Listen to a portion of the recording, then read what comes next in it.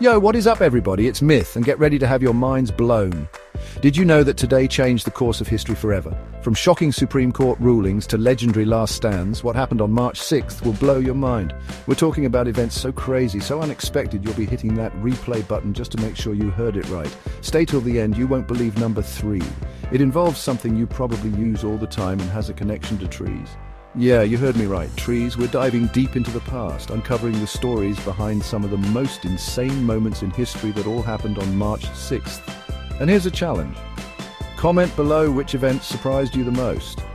For every 1,000 comments, I'm donating $100 to a history education charity because knowledge is power, people. Let's get started. All right, guys, picture this. You're fighting for your freedom. Your whole life you've been told you're less than human, that you're property, but you have hope. You believe in justice. Then bam, the highest court in the land, the Supreme Court, tells you straight up, you don't even count as a citizen. That's the gut-wrenching reality Dred Scott faced on March 6, 1857. Dred Scott, an enslaved man who'd lived in free states, sued for his freedom. He thought he had a chance. I mean, he was living on free soil, right? Wrong.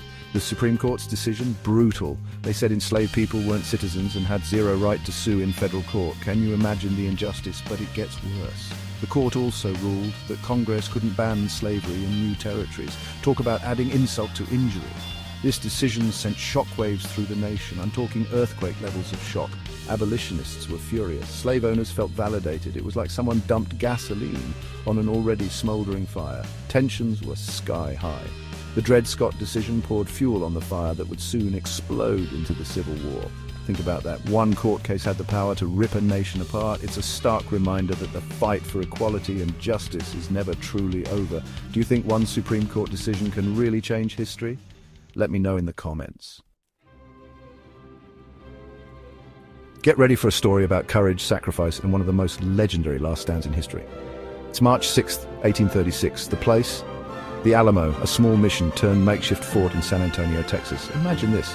You're one of the less than 200 Texian defenders facing down an army of thousands of Mexican soldiers led by General Santa Anna. For 13 days, you've held your ground against overwhelming odds. You've fought bravely, desperately clinging to hope. But today the Mexican army has had enough. The Mexican army attacks in waves, their cannons blasting holes in the Alamo's walls. The defenders fight like cornered lions, but they are brutally outnumbered. Famous frontiersmen like Davy Crockett and Jim Bowie are right there in the thick of it, fighting with everything they've got. Despite their incredible bravery, the defenders are overwhelmed. Every single one of them is killed in the battle. The Alamo falls. It's a crushing defeat for the Texian cause, but here's where the story takes an epic turn. The Alamo may have fallen, but the spirit of the defenders lived on. Their sacrifice became a rallying cry for the Texian army.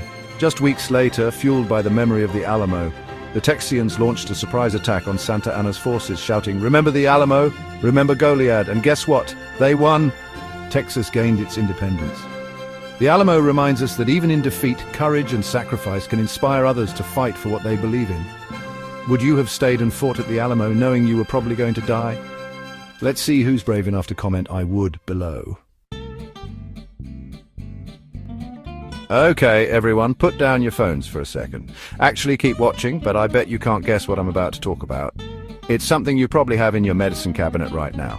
Headaches, fever, general aches and pains. We all owe a massive thank you to March 6th, 1899. Why? Because that's the day the German company Bayer patented aspirin. Yep, the little white pill that's been saving us from pain for over a century. Think about it. Before aspirin, people relied on herbal remedies or just toughed it out when they were hurting. Can you imagine life without painkillers? I'm getting a headache just thinking about it. Here's a fun fact. Scientists originally found the active ingredient in aspirin, salicylic acid, in the bark of willow trees. How cool is that? But it was Bayer that figured out how to turn it into the easy-to-take pill we know and love today. Aspirin quickly became one of the most popular medicines in the world. It's effective, it's relatively safe, and it's helped billions of people feel better over the years. So next time you pop an aspirin, take a second to appreciate the scientific breakthrough that made it possible. Be honest, how often do you rely on aspirin or other painkillers? Drop an emoji in the comments if you've ever used one. I'm thinking a laughing, crying emoji feels right for this one. March 6th wasn't just about battles and inventions, it was also about freedom. In 1957, something incredible happened that would change the course of history. Ghana became the first sub-Saharan African nation to break free from colonial rule and declare its independence. Imagine the energy, the hope, the pure joy in the air as the people of Ghana celebrated their hard-won freedom. After decades of being controlled by a foreign power, they were finally in charge of their own destiny. This wasn't just a victory for Ghana, it was a watershed moment for the entire African continent. Ghana's independence was like a jolt of electricity, igniting a firestorm of movements across Africa. Soon other nations were rising up, demanding their own freedom and throwing off the shackles of colonialism. Ghana's fight for independence was led by the charismatic Kwame Nkrumah, who became the country's first president. He believed in Pan-Africanism, the idea that African nations should unite and support each other. His vision inspired people all over the world. Ghana's story is a powerful reminder that freedom is worth fighting for, and that even in the face of oppression, hope can triumph. If you had to fight for your freedom, what would be your battle cry? Let's hear those powerful words in the comments. Let's talk about a legend, a man who transcended boxing to become a global icon, a symbol of strength, resistance, and self-belief. You know him as Muhammad Ali, but before March 6, 1964, he was known as Cassius Clay. On that day, at the height of his fame, after defeating Sonny Liston for the heavyweight title, Clay announced his conversion to Islam and changed his name to Muhammad Ali.